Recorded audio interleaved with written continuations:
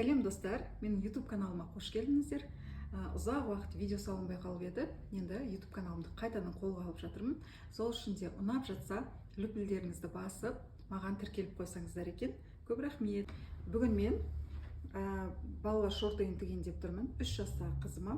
Соның қазір толық видеосын саламын. Өте оңай, ешқандай өлшемнің, выкройканың керегі жоқ. Матаға сызып, қиып тігетін боламыз.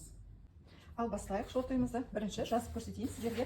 Қараңыздар, мен 3-4 жастағы балаға тігіп 98-104 размері росты. Соған мысалы, мына жерден қарасам, менде мынау базалық не ғой, өлшемдер.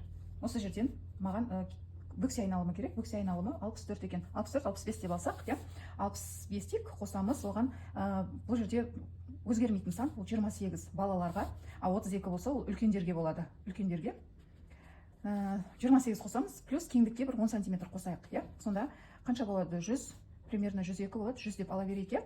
100 см, 1 метр. Одан кейін шорты, мысалы, мынада шорты болса, бізге осының, қазір біз мына жерін өлшеп алдық. Енді бізге ұзындығын өлшеу керек. Ұзындығы мен 30 см қылып алам, кішкентай балаға. Ал сіздер тізеге дейін, тізеден төмен, кюлоты қылып, кең, тар қылып ала берсеңіздер болады бұны. Қазір көрсетем, ары қарай матада. Қараңыздар, мен матаны ұзындығы 100, былай ені 100, ұзындығын 30 етіп кесіп алдым, дайындап алдым. Енді осы матаны 4-ке бүктейміз. Теңдей 4 бөлікке бүктеп аламыз.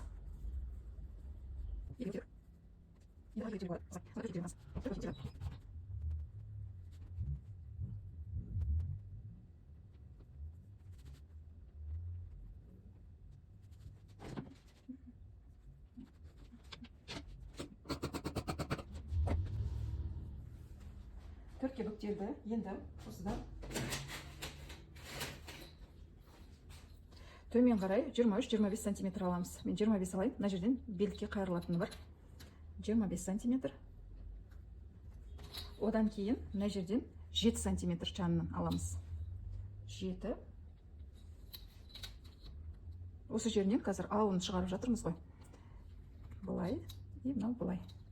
Енді балаларға 7 см болады мына жер, жаңа өзгермейтін 28 см осы. Міне 7, 7, 7, 7 мына жерде 4 қабат тұр ғой, сол 28 болады. Соны үлкендерге 8 болады. Осымен алып барлық шортылар тіге берсеңіз болады. Шорты бола ма, жай спортивный шалбар бола ма, тіге берсеңіздер болады. Міне мына жерін доғалдап алдым. Енді мына жерді былай қарай 1 см, 2 см былай қарай. 2 см ауынан былай кесіп тастаймыз. Мына 4-ке бүктелген жағы бұл жағына тиіспейсіздер. Тек мына жағын ғана. Ұзындығын енді маған керегі 30 см болды, мен 30 ғана алдым. Сіздер одан ұзынырақ қылып, одан да ұзынырақ қылып, бұдан да қысқа қылып, немесе қысқа қылып, мына жерге валанчиктер жалғап, солай әртүрлі қылып сәндеулеріңізге болады. Мынау енді өзімнің размерім. Енді осыны кесіп аламын қазір. Бұлай, мына жерін.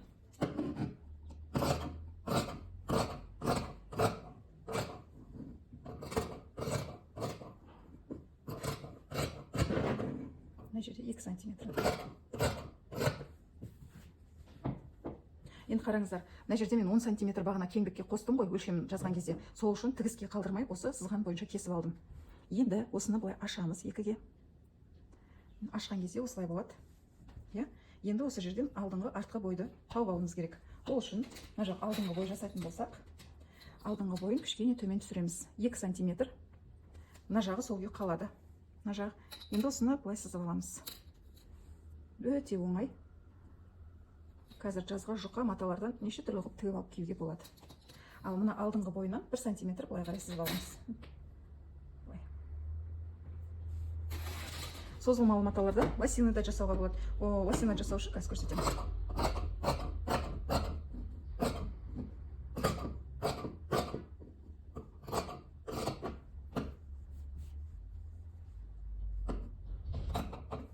Мына жерін кестім, енді алдыңғы бойдан 1 см кесіп алып тастаймыз. Енді егер лосины жасағыларыңыз келсе, онда мына бүктелгендегі жаңағы центрін тауып аласыздар да, менде мына жерде болып тұр.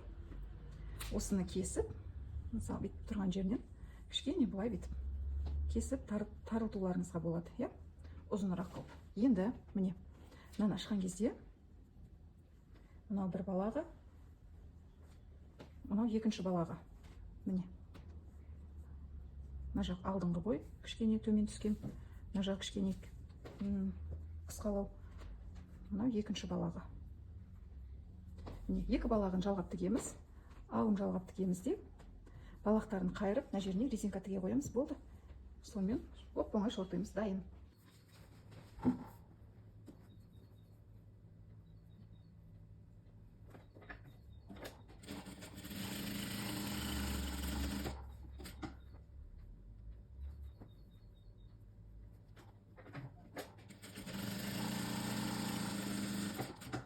Мен екеуін бірдей тігіп жатырмын, сол үшін қазір екіншісін де тігіп алайын.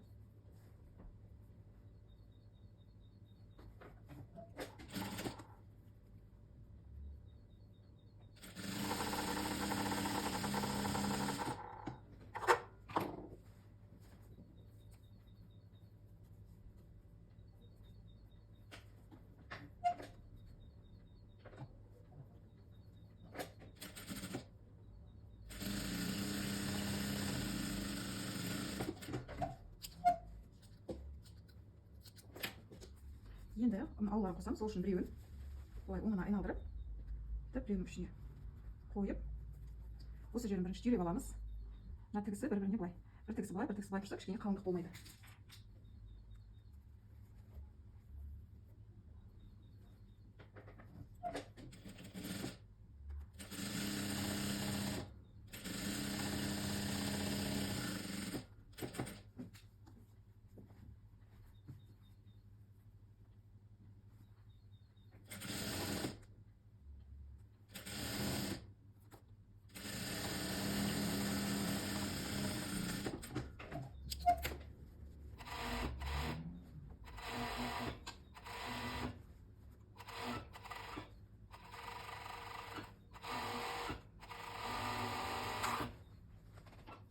Енді қараңыздар, беліне резинка тігеміз. Ол үшін менде стандарт размермен жасап жатырмын ғой, қазір 98-104-ке 58-57-58 екен белінің айналымы.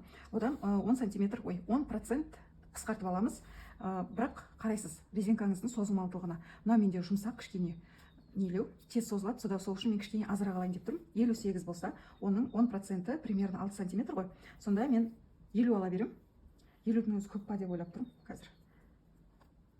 Бірақ белін қыспау керек. Нормально балалардың кішкене қозы қарны болады ғой.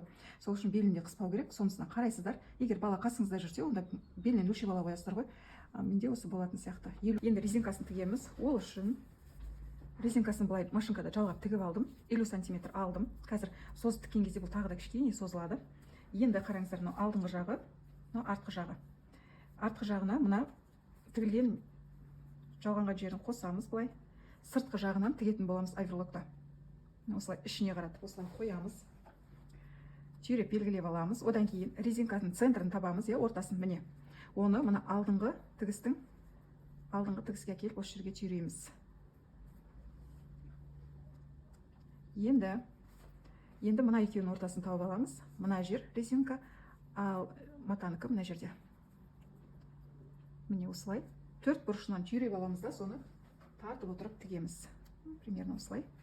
Так, енді мына жағынан ортасы мына жақ болса, былай. Міне. Осылай түйреп алдық. Енді бүйтіп тартып отырып тігіп шығамыз.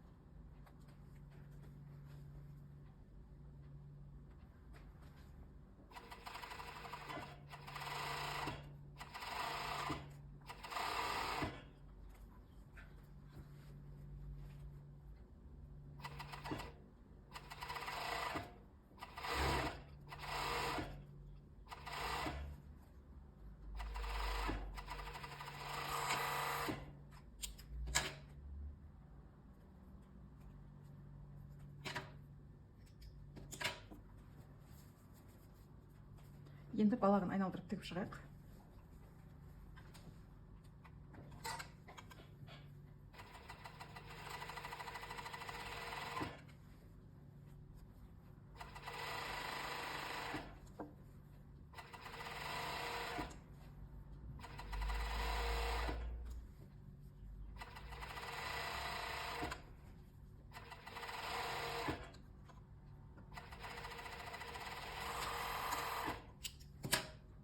былай жібін тартып түйіп қоямыз оверлокта да. Артығын кесіп тастаймыз, осылай болады.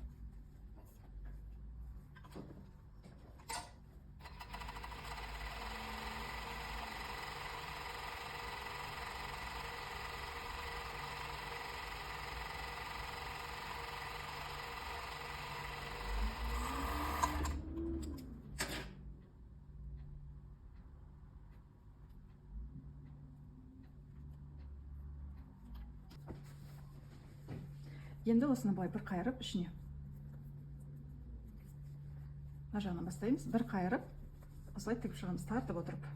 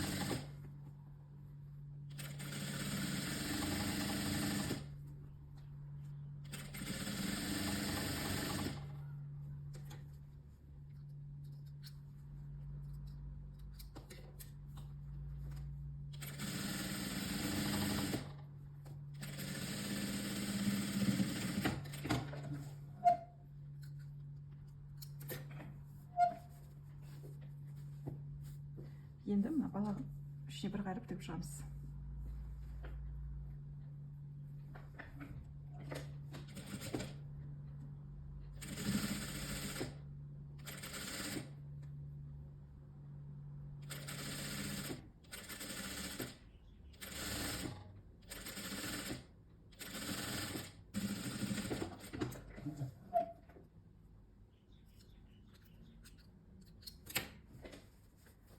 Міне дайын.